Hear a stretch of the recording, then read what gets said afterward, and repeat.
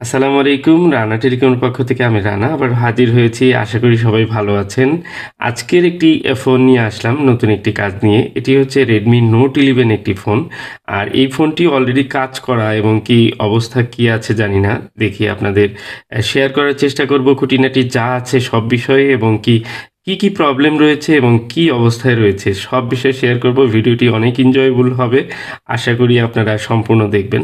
দেখুন এখানে ফোনটির পিছনে একটি টেপের মাধ্যমে এখানে ছোট্ট একটি ক্যাপাসিটর উনি আটকে দিয়েছেন। ওনাকে আমাকে জানিয়েছেন যে এই ফোনটির যে প্রবলেমগুলো রয়েছে, বেশ কয়েকটি প্রবলেম রয়েছে। তার মধ্যে উল্লেখযোগ্য হচ্ছে এই মুহূর্তে ফ্রন্ট ক্যামেরা আসছে না, নেটওয়ার্ক একটু দেরিতে আসে, নেটওয়ার্ক আইসি মেবি চেঞ্জ করা হয়েছে। আর দ্বিতীয় হচ্ছে সিম একটি পায় একটি পায় না। এবং কি মূলত ফোনটি আমি খোলার পর অবাক হয়ে যাই, ফোনটিতে অনেক কাজ করা এবং কি ফোনের পাওয়ার সেকশনের কভার খোলা, নেটওয়ার্কের কভার খোলা। কারণ নোট 11 মানেই হচ্ছে ডেড হয়ে যাওয়া আর পিএ থেকে শর্ট হয়ে যাওয়া। নেটওয়ার্ক আইসিটি চেঞ্জ করলে ঠিক হয়ে যায়, এটি তো এখন সবাই জানে, যে কারণে কিন্তু নেটওয়ার্ক আইসি চেঞ্জ করে। তো এই ফোনটির ব্যতিক্রম কিছু না, নেটওয়ার্ক আইসিটি অলরেডি চেঞ্জ করা হয়েছে সম্ভবত। এবং কি এই ফোনটির আরও কি প্রবলেম রয়েছে দেখুন, খুবই ইম্পর্টেন্ট একটি বিষয়। আর সেটি হলো যে আমরা সবসময়ই মনে করি, সাপোজ একটি ক্যামেরা আসছে না, ফ্রন্ট ক্যামেরা বা ব্যাক ক্যামেরা, আমরা ধারণা করি যে এটি সিপিইউ থেকে সমস্যা। এবং কি অনেকেই কিন্তু এই ধরনের কল্পনা করে থাকেন যে আমি আপডেট দিয়েছি, আপডেটের পর থেকে ক্যামেরা আসছে না। তো এই ফোনটিতেও ঠিক একইভাবে আমাকে যখন হোয়াটসঅ্যাপে মেসেজ করা হয়, তখন উনি বলেন যে এই ফোনটি কিন্তু আপডেট দেওয়ার পর ক্যামেরা আসে না। তো আমি ওনাকে বলি, দেখুন ক্যামেরা কিন্তু আপডেট দেওয়ার পরে এই ফোনটিতে প্রবলেম হওয়ার কথা না। তো এই ফোনটির সিপিইউ কিন্তু কোয়ালকম স্ন্যাপড্রাগন একটি সিপিইউ। আর এই ফোনটির দেখুন নেটওয়ার্ক, ওয়াইফাই যা আছে সব কিছুর কিন্তু কভার খোলা। তো এখানে সিপিইউ অলরেডি রিভলভ করা হয়েছে এবং দেখুন এখানে ফোলা রয়েছে, মানে নেটওয়ার্কের যে পিএটি তার বিপরীত পাশে এই জায়গাটি কিন্তু ফুলে গেছে, এই এরিয়াটি। তো একটু হালকা ফোলা, কিন্তু এই পাশ থেকে ফোলা দেখা যাচ্ছে না বা ফোলা মনে হচ্ছে না। তো যাই হোক, এই নেটওয়ার্কটি কাজ করা ঝুঁকিপূর্ণ হবে। নেটওয়ার্কের আইসিতে হিট দিয়ে কাজ করতে গেলে ফোলাটা আরও বেশি হয়ে যেতে পারে এবং কি যদিও এখন নেটওয়ার্ক আসে সেটিও হয়তো একদম চলে যেতে পারে। তো বেসিক্যালি এই ফোনের যে প্রবলেমটি উনি আমাকে বলেছেন যে সিপিইউটি রিভল করে দিতে। তো অ্যাকচুয়ালি রিবোলিং প্রবলেম হলে তো আমি রিবোলিং করব, কিন্তু এছাড়াও কি প্রবলেম রয়েছে সেটি আগে চেক করার প্রয়োজন রয়েছে। মাদারবোর্ডটি প্রচুর পরিমাণে পেস্ট লাগা এবং ময়লা রয়েছে। আমি একটু ক্লিন করে তারপর আমি এটি চেক করব যে মাদারবোর্ডটিতে এই মুহূর্তে কি প্রবলেম রয়েছে, যেমন সিম পাচ্ছে না বা ক্যামেরা আসছে না। প্রথমে আমরা কাজ করব ক্যামেরাটি।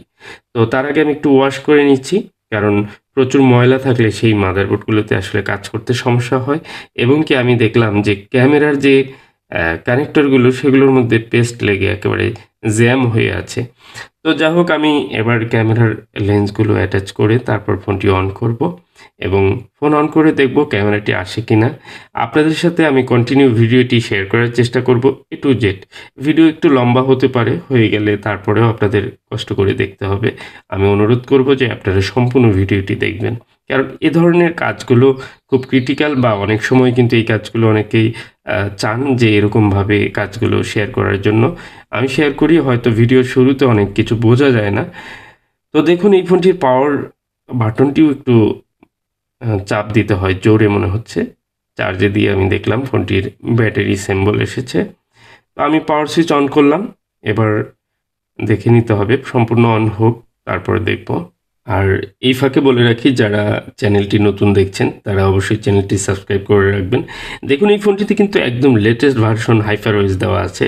তো আমি ক্যামেরায় সরাসরি চলে গেলাম এবং ক্যামেরা তো আমি দেখতে পাচ্ছি ক্যামেরা আসছে, বাট আলট্রা ওয়াইডে যাওয়ার পরে হ্যাং।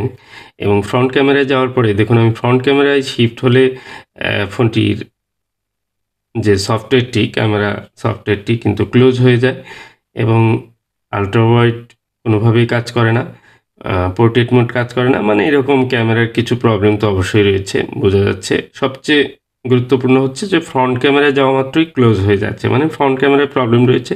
প্রথমেই দেরি না করে ফ্রন্ট ক্যামেরার প্রত্যেকটি লাইন চেক করব, এবং কি ফ্রন্ট ক্যামেরা এখানে এই সকেটের নিচে একটি ক্যাপাসিটর ভাঙা রয়েছে, যে ক্যাপাসিটরটি উনি আলাদাভাবে টেপ দিয়ে লাগিয়ে দিয়েছেন। তো আসলে সেটি কোনো বিষয় না, ক্যাপাসিটর কোনো প্রবলেম না। আমি প্রথমে মাপতে গিয়েই দেখি এখানে একটি লাইন কিন্তু মিসিং, এবং কি এখানে সিল্কের ডাটা যে দুটি লাইন, ডাটা লাইনটি প্রবলেম রয়েছে। তো এই ডান পাশে একবারে উপরে ডান পাশে যে লাইনটি, এই লাইনটি কিন্তু ফল্ট রয়েছে। রেজিস্টার ঠিক রয়েছে কিন্তু এখানে কোনো ভ্যালু নেই। তো এই লাইনটি আমি ধরে নেব যে প্রবলেম রয়েছে। এছাড়া আর কোনো লাইনে প্রবলেম রয়েছে কিনা সেটিও দেখার প্রয়োজন রয়েছে। আমি একে একে প্রত্যেকটি লাইনই চেক করব। তার আগে প্রথমে একটি যেহেতু লাইন চেক করে প্রবলেম পেলাম, সেটি আমি নোট করে রাখবো, এবং কি আমি যে ডায়োড ভ্যালু রয়েছে এই ডায়োড ভ্যালুগুলো আমি চেক করব যে প্রতিটি ভ্যালু ঠিক রয়েছে কিনা, বা অন্যান্য লাইনগুলোতে আরও কোনো প্রবলেম রয়েছে কিনা সেটিও দেখার প্রয়োজন রয়েছে। মোটামুটি একের পর এক আমি ভ্যালুগুলো চেক করছি, আর প্রতিটি ভ্যালু কিন্তু আমি ঠিকঠাক পাচ্ছি। এখানে যে জিআর লাইন যে ভ্যালুগুলো, এগুলো দেখা যায় যে আমরা অনেক সময় মিটারে কিন্তু একটু মিটারের কারণে রিডিং তারতম্য আসতে পারে জিআরের যে ভ্যালু। সেক্ষেত্রে আপনাকে টোটাল যে ভ্যালুগুলো সেগুলোর আনুপাতিক হারে আপনার কিছু কম অথবা কিছু বেশি দেখালে কোনো সমস্যা নেই, কিন্তু যদি কোনোটি একটু কম কোনোটি একটু বেশি এরকম হয়, তাহলে ধরে নিতে হবে সেই লাইনটি প্রবলেম থাকতে পারে। তো যাই হোক, যেহেতু সবগুলো লাইনই ঠিকঠাক পেয়েছি, একটি লাইন ফল্ট পেয়েছি, আর সেই লাইনটি সরাসরি কিন্তু সিপিইউতে চলে গেছে। সিপিইউর বাম পাশের যে 3 নাম্বার, নিচের দিকে 3 নাম্বার যে বলটি, এই লাইনটি গ্রিন কালার, সবুজ কালারের যে বলটি, এই লাইনটিতে প্রবলেম রয়েছে, এবং কি সেই লাইনটি টোটালি ওপেন। আমি কেন ওপেন হয়েছে আর সেটি কি আসলে সলভ করা যায় কিনা, এবং সেটি সলভ করলে কি আমার ক্যামেরা আসে কিনা সেটি দেখার বিষয়। তো দেখুন, আমি সিপিইউ রিমুভ করে কিছুটা অবাক হই। দেখুন, এখানে একেবারেই রিভলিং ফল্ট। এখানে দেখুন রিভলিং করেছে, বাট এখানে ইনস্টল করতে গিয়ে এই আইসির লাইনটি কিন্তু মাদারবোর্ডের সঙ্গে কানেক্টই হয়নি। মানে এখানে কর্নারে যে 3টি লাইন টোটালি কানেক্ট ছিল না, যে কারণে কিন্তু এই সমস্যাটি হতে পারে যে লাইনটি ওপেন, এবং কি সিপিইউর যে রিবল কোয়ালিটি সেটিও খুব একটা ভালো ছিল না। আর এখানে কালো কালো হয়ে গেছে, কার্বন পড়ে গেছে বলগুলো। এর একটি বিশেষ কারণ রয়েছে, এই বিষয়টি আজকে ক্লিয়ার করব। সেটি হচ্ছে, আমরা অনেক সময় যে লো মেল্টিং যে পেস্টগুলো রয়েছে, এখানে দেখুন সিপিইউর কিন্তু একটি বলও মিসিং রয়েছে। তো কিছু করার নেই, সিপিইউর বল মিসিং থাকলেও ওখানে বল হয়ে যাবে। তো কাজের কোয়ালিটির উপরে নির্ভর করে আমাদের যে ফোনটি সেটি কেমন হবে, সার্ভিস কেমন দিবে। কাজের কোয়ালিটি যত ভালো হবে ফোনটির সার্ভিস তত ভালো হবে, এই তো। তো এখন আমি রিভলভ করে নিচ্ছি। তো যেটি বলছিলাম, সিপিইউ রিমুভ করার পর আমরা কিন্তু অনেক সময় লো মেল্টিং যে পেস্টগুলো থাকে, বা ISM5 যে পেস্টগুলো, এগুলো ব্যবহার করে অনেকে সিপিইউ ক্লিন করেন বা সেম বোর্ডের লাইনগুলো পরিষ্কার করেন। এটি কখনো করবেন না। এখানে এক ধরনের লিকুইড থাকে, কেমিক্যাল থাকে, যেটি কিন্তু লাইনগুলোকে পুড়িয়ে ফেলে, এবং সেটি কিন্তু লম্বা সময়ের জন্য সেই মাদারবোর্ডের এবং সিপিইউর মধ্যে যে কানেক্টিভিটি সেটি ফল্ট করতে যথেষ্ট ভূমিকা পালন করে। আপনার যদি কখনো প্রয়োজন হয় যে লো মেল্টিংয়ে আনার জন্য, আপনি এক কাজ করতে পারেন, রিবোলিং পেস্ট যেটি দিয়ে আমরা বল করি, পিপিডি, এই পেস্টগুলো ব্যবহার করে আপনি ক্লিন করতে পারেন। কিন্তু এছাড়া আপনি কিন্তু যে ISM5 138 ডিগ্রির যে লিকুইড পেস্ট পাওয়া যায় সেটি ব্যবহার করবেন না। এটি করলে এটির মধ্যে এক ধরনের অ্যাসিড থাকে, যেটি মাদারবোর্ডটিকে পুড়িয়ে ফেলে, এবং কি কিছু কিছু লাইনে কিন্তু এক ধরনের কালো কার্বন তৈরি করে। তো সেটি আসলে চার্জিং পোর্ট লাগানো বা অন্যান্য কাজে আপনি ব্যবহার করতে পারেন, কিন্তু সব জায়গায় এটি ব্যবহার করতে পারবেন না। এটি করলে অনেক সময় সেটির ক্ষতি হয়। দেখুন, দুঃখজনক হলেও সত্য যে আমি আইসিটি সুন্দর করে রিভলভ করে লাগিয়েছি, তারপরেও এখানে জিআর ভ্যালু নেই। যে লাইনটিতে ভ্যালু আসার কথা ছিল সেটি কিন্তু আমি পেলাম না। এবার আমি চেক করব ফোনটি অন্তত অন আছে কিনা, কারণ চার্জে লাগিয়ে জাস্ট দেখি। হ্যাঁ, ফোন অন রয়েছে। ফোনের যেহেতু বিভিন্ন জায়গায় কাজ করা এবং কি নেটওয়ার্কে কাজ করতে বোর্ড একটু ফোলা, আমি একটু ভয়ে ভয়ে কাজ করছি, কারণ কখন যেন বোর্ড ফুলে যায় এরকম অবস্থা। তো কাজ করা ফোন, এরপরেও এগুলোর সিপিইউ কিন্তু আসলে খুব একটা প্রবলেম দেয় না। এই মডেলটিতে সিপিইউ ইস্যু নেই বললেই চলে। কেন সিপিইউ রিভলভ করেছিল সেটিও জানি না। যাই হোক, তারপরেও আমি সিপিইউটি এখন আবার খুলবো। আমি সিপিইউ তুলে নিয়ে দেখব যে নিচের বলগুলো এই মুহূর্তে দেখুন সিপিইউর নিচের প্রত্যেকটি বল ঠিকঠাক মতো কানেক্ট পেয়েছিল কিনা এটি কিন্তু আমি কনফার্ম এখনই হয়ে গেলাম, কারণ কোনো বল যদি আমার ঠিকমতো লাইন বোর্ডের সঙ্গে না পায় তাহলে সেখানে কিন্তু বলটি বসবে না। তো প্রত্যেকটি বল ঠিকমতো বসেছে, মানে হচ্ছে আমার রিবোলিং এবং কি ইনস্টলিং একেবারে পারফেক্ট ছিল, এবং কি সেই অবস্থাতেই আমি আইসিটি কিন্তু তুলেছি। প্রতিটি বল যথাস্থানে ঠিকঠাক রয়েছে এবং প্রতিটি বল আবার পুনরায় আগের মতো বসে যাবে আমি যখন আইসিটি আবার বসাবো। তো যাই হোক, আমি এবার যে কাজটি করলাম, এই লাইনটিকে আমি যে ক্যামেরা লাইন ওখানে গ্রাউন্ড করে দিয়েছি। এখানে আমি 3 নাম্বার যে লাইনটি এখানে দেখুন গ্রিন কালারের, তো এই লাইনটি আমি চেক করব যে এখানে গ্রাউন্ড এসেছে কিনা। না, কোনো গ্রাউন্ড আসেনি। 3 নাম্বার আশেপাশের লাইনগুলো ঠিকঠাক আছে কিনা সেটিও আবার চেক করতে হবে, কারণ এখানে যে 3 নাম্বার লাইনটি দেখুন, এই লাইনটি খুব চিকন একটি লাইন এদিক দিয়ে চলে এসেছে এখানে। আমি কাছাকাছি যেহেতু লাইনটি পাচ্ছি এখানে স্ক্র্যাচ করে নেব, এবং খুব সহজ একটি মেথড আপনাদের শেয়ার করব। সেটি হচ্ছে, যদি কোনো সময় এই ধরনের লাইন মিসিং হয় তাহলে আমরা সিপিইউর নিচ থেকে লাইন না টেনে পাশে যদি এরকম চিকন লাইন থাকে সেটা স্ক্র্যাচ করে সেখান থেকে আমরা জাম্পার করতে পারবো। আর এই ফোনটিতে যেহেতু ক্যামেরার সকেটের ওখানে আমি গ্রাউন্ড করার পরেও গ্রাউন্ডটি আমার আইসি পর্যন্ত যে বলটি সেখানে গ্রাউন্ড হচ্ছে না, তার মানে হচ্ছে এখানে লাইন ব্রেক রয়েছে। তো এই ব্রেক লাইনটিকে আমি কি করব, আমি জাম্পার করব। এটি হচ্ছে সহজ মেথড। এখন জাম্পার করতে গেলে অনেক সময় আমাদের আইসির ভিতর থেকে জাম্পার ওয়্যার টেনে কিন্তু বের করতে হয়। আর যেহেতু এই লাইনটি পাশেই রয়েছে, আমি সেখান থেকে জাম্পার টেনে আমি কিন্তু সরাসরি সেই ক্যামেরা কানেক্টরে লাগিয়ে দিব সকেটে। এবং আইসি থেকে যদি কোনো সমস্যা না থাকে, ভ্যালু যদি পাওয়া যায়, তাহলে আশা করা যায় ক্যামেরাটি কাজ করবে। লেন্স যদি ভালো থাকে, তো কারণ কাজ করা ফোন হতে পারে, লেন্সও খারাপ হতে পারে, অনেক সময় লেন্স কিন্তু চেঞ্জ করা হয়। তো যাই হোক, আমি এবার দেখে নেই, ভ্যালু কিন্তু চলে আসছে এখানে, মানে সিপিইউ থেকে ঠিকই একটি জিআর বেরোচ্ছে। আর এখানে যে গ্রাউন্ড করে নিয়েছিলাম, এই গ্রাউন্ডটি এখন ছাড়িয়ে দেব। তো রেজিস্টারটি আবার ঠিকঠাক মতো বসিয়ে দিতে হবে। তো এখানে দেখুন, এই লাইনটি মিসিং থাকা অবস্থায়ও কিন্তু একটি ভোল্টেজ কিন্তু এখানে থাকে এই সকেটে। তো যদি আমরা হট টেস্টিংয়ে যাই, এখানে একটি ভোল্টেজ পাওয়া যায়, কারণ এই রেজিস্টরের মাধ্যমে কিন্তু একটি ভোল্টেজ আসে। তো রেজিস্টরের এক প্রান্ত দিয়ে একটি ভোল্টেজ ইনজেক্ট হচ্ছে, আর এক প্রান্ত দিয়ে সিপিইউর লাইন কিন্তু আসছে। তো এই সিপিইউর যে লাইনটি, ক্যামেরার লাইন, এই লাইনটি আমি জাম্পার করে এখন সেই যেখান থেকে স্ক্র্যাচ করলাম এই লাইনটিতে এখানে আমি জাম্পার করে দেব, মানে কানেক্ট দিয়ে দিব। তাহলে আমার সিপিইউ থেকে বের হওয়া যে ক্যামেরার ডাটা লাইনটি, সেটি কিন্তু ক্যামেরা লেন্সে চলে যাবে। যাওয়া মাত্রই আমার ক্যামেরা কাজ করবে আশা করি। চলুন, এই ফোনটিতে তো অনেক প্রবলেম রয়েছে। এই ক্যামেরার প্রবলেম সলভ হওয়ার পরেও কিন্তু আরও কিছু প্রবলেম রয়েছে, সেগুলোও দেখব একে একে।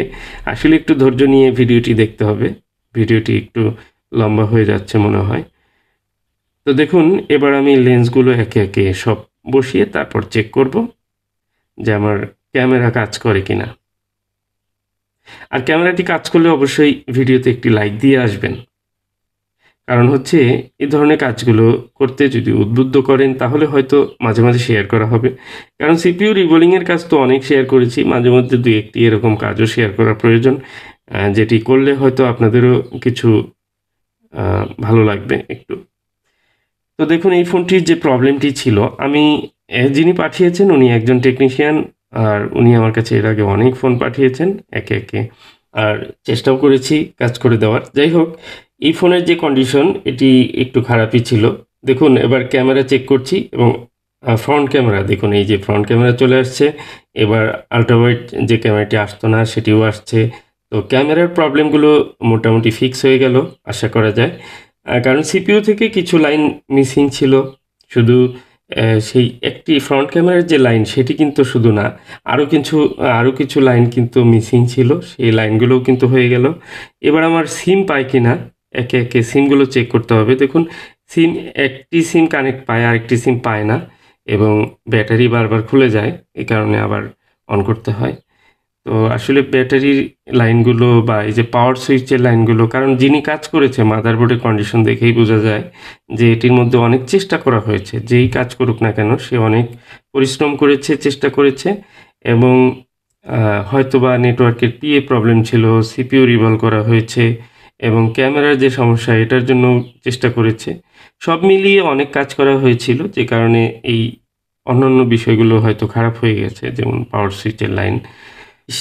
একটু দুর্ঘটনা ঘটে গেল। দেখুন আমি ফোনটা এখানে রেখে আমার ফোনটা আসলে হুট করে এখানে পড়ে যায় এই ফোনের উপরে, এবং কর্নারে একটু ভেঙে গেল মনে হচ্ছে প্রোটেক্টর।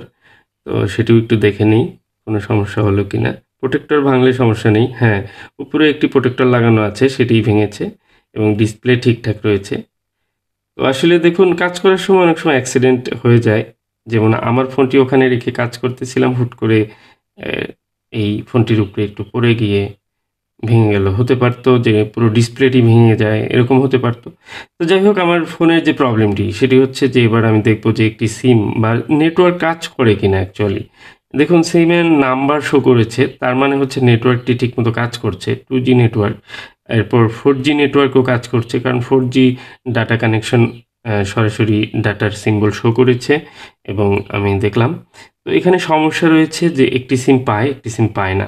সিম 2 পায়, সিম 1 পায় না। এরকম একটি প্রবলেম। আমি এই সিমটি চেক করব লাইনগুলো একে, একে সবগুলো ঠিক রয়েছে কিনা। দেখুন জিআরগুলো চেক করে নিচ্ছি এবং যেখানে যে জিআর থাকার কথা সেগুলো সব ঠিকঠাক রয়েছে।